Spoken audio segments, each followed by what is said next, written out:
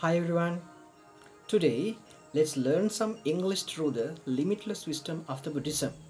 බුදුදහමේ ඇති සදාකාලික වටිනාකම් කීපයක් අද අපි කතා කරමු.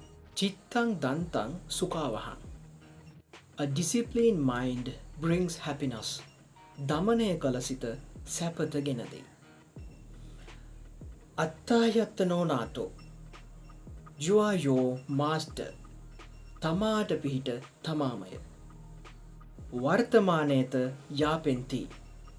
Concentrate the mind on the present moment. වර්තමානය තුළ ජීවත්වන්න. වර්තමානය තුළ ඔබේ සිත තබාගන්න. Remember, English is just a language, but these words are a way of life. ඉංග්‍රීසි කියන්නේ භාෂාවක් විතරයි. නමුත් මේ වදන් ජීවන මාර්ගයන්.